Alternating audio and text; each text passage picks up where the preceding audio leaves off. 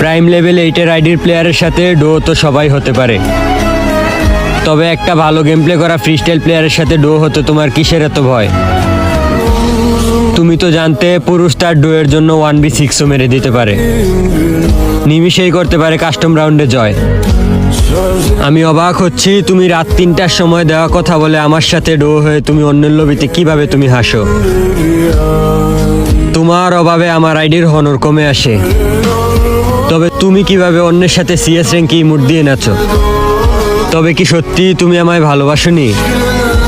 যদি নাই বাসো তাহলে কেন আমাকে বলতে হ্যাকার? সবার সামনে কেন দিয়েছিলে এই নাম? সেজন্যই হয়তো আমার আইডি ব্যান হয়েছে আমার এই ভয়ঙ্কর পরিণাম।